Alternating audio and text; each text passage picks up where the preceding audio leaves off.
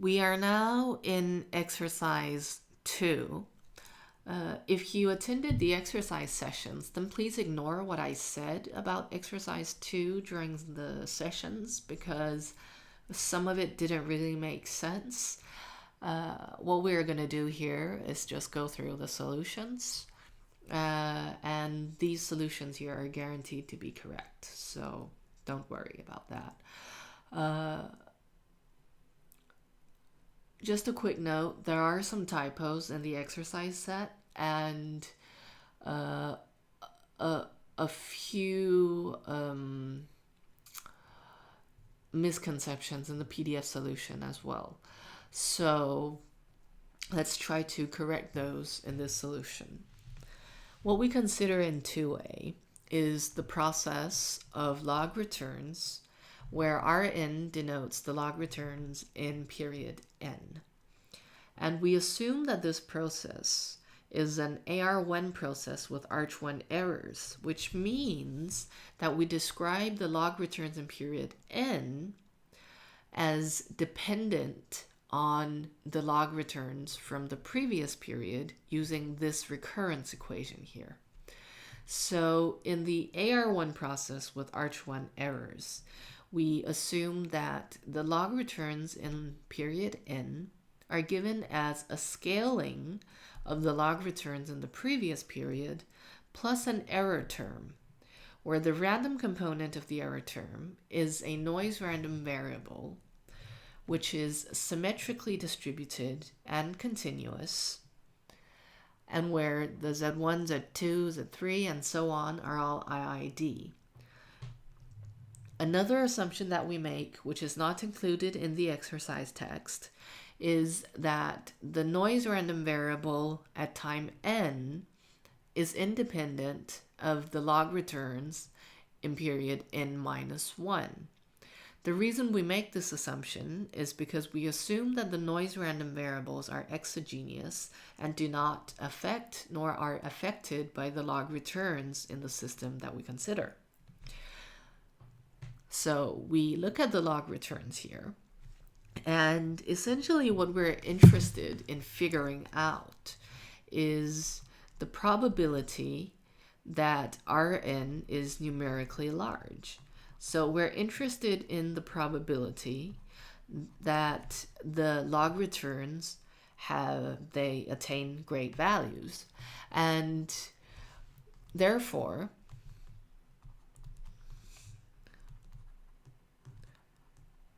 what we're actually interested in talking about is the numerical value of Rn.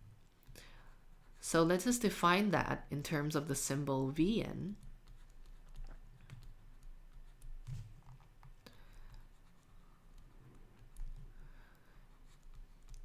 Then we want to find the stochastic fixed point equation satisfied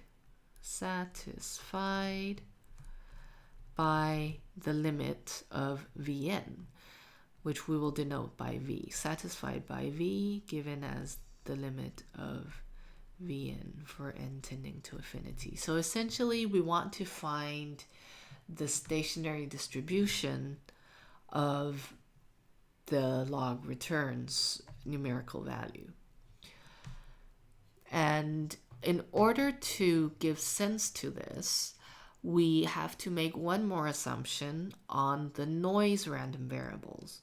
So we assume that the mean value of this transformation of the noise random variable is negative, since this assumption will then guarantee that the limit of Rn exists, and in turn that the limit of the numerical value of Rn exists.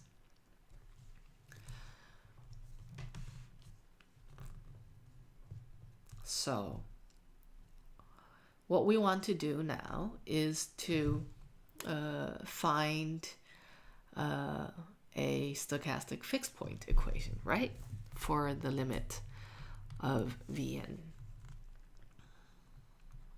Solution.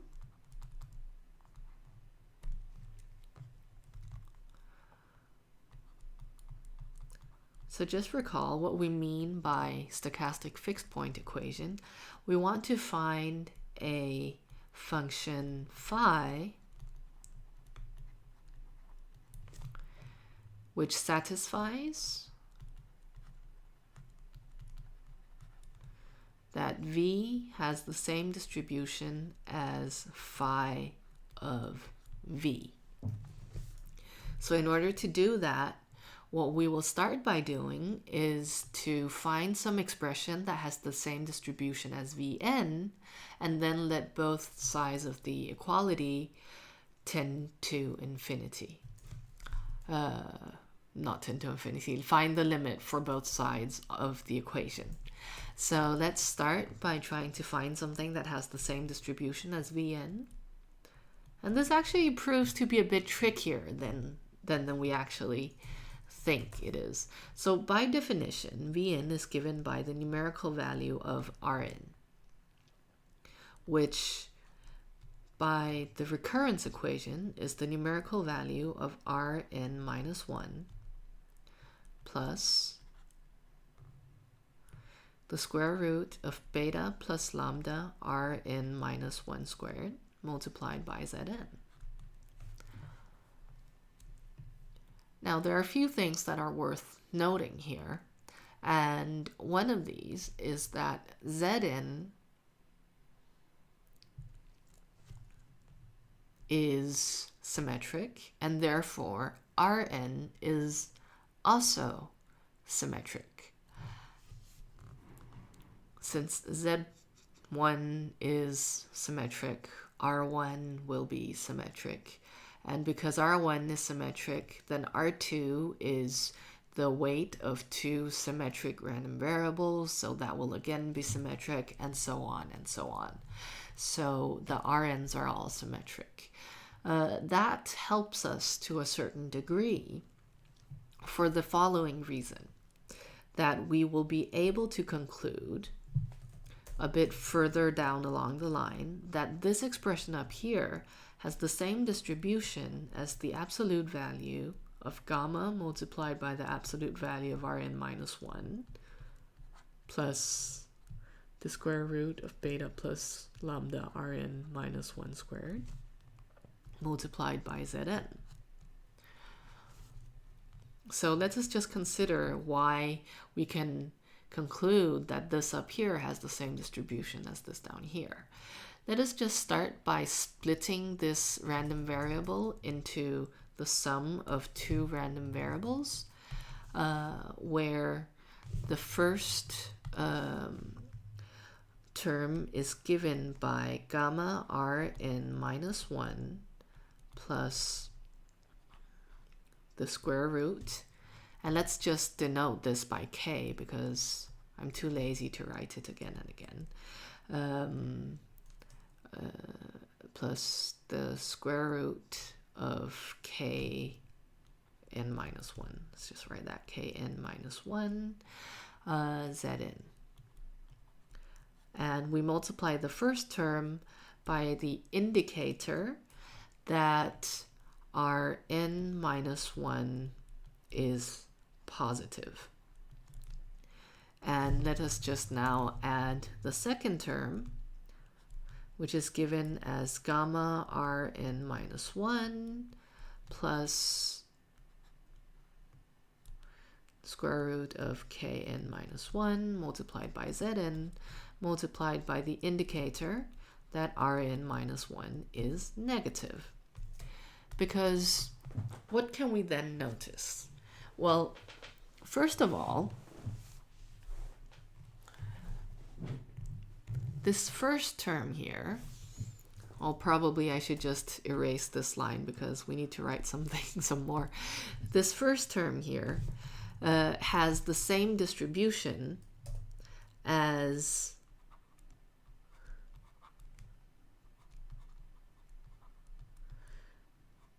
gamma multiplied by the numerical value of Rn minus 1 plus square root kn minus 1 Zn.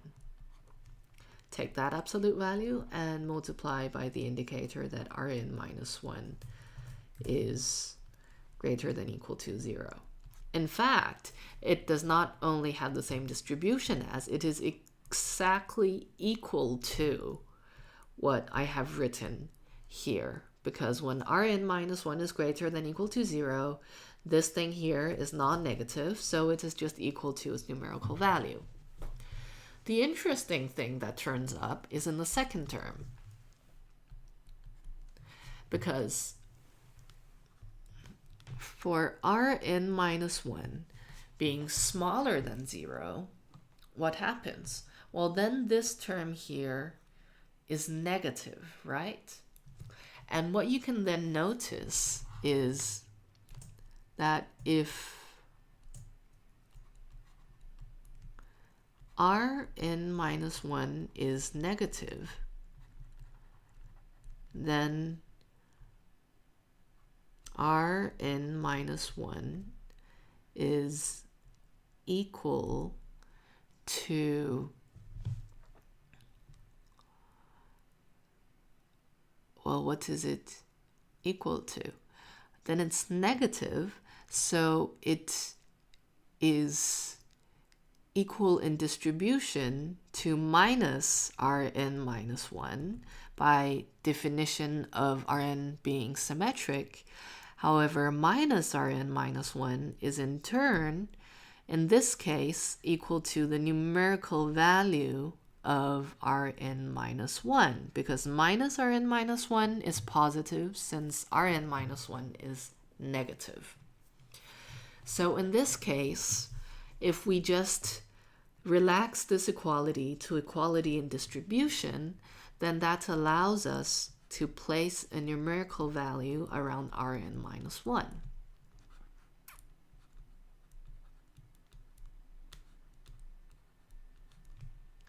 And we just multiply by the indicator that Rn minus 1 is smaller than 0.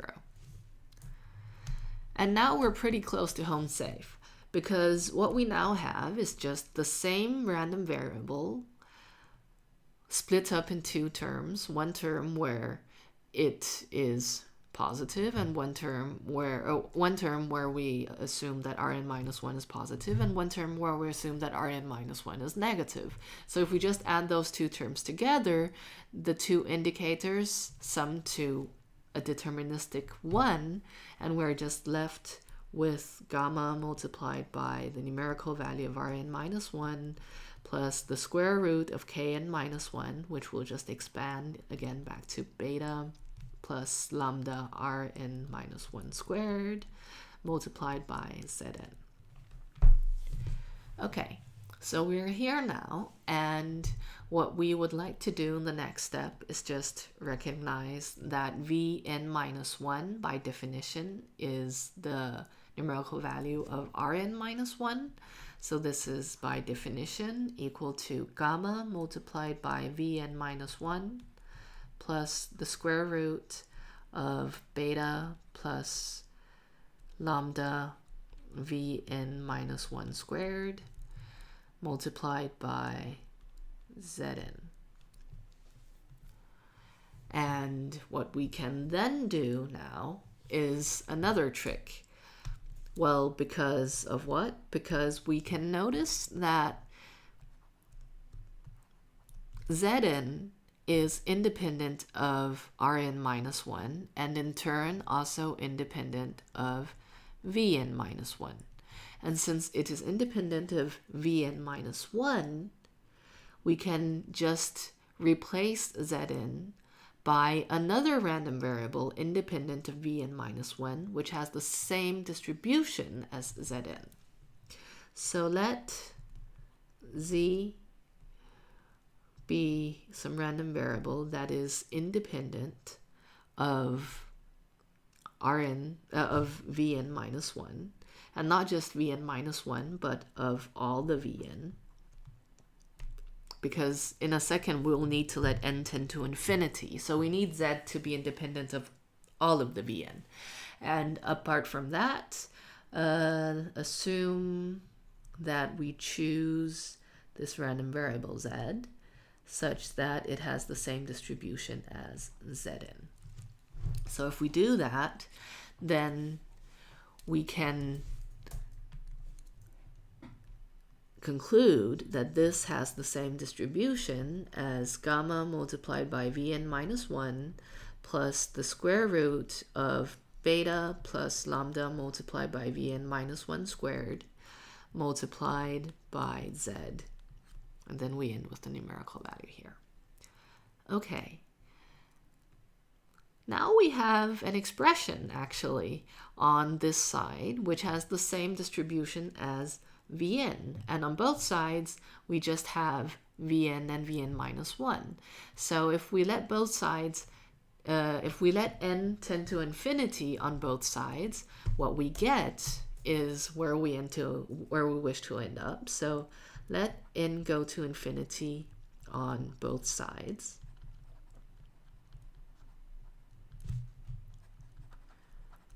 Then what we get is that V will have the same distribution as gamma multiplied by V plus the square root of beta plus lambda V squared multiplied by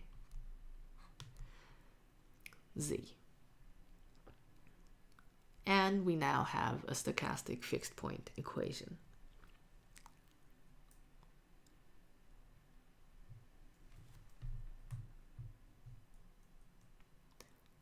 Yeah, we have a stochastic fixed point equation for V, which means that we are then able to use the Keston-Goldie theorem to determine the probability that the log returns are numerically large.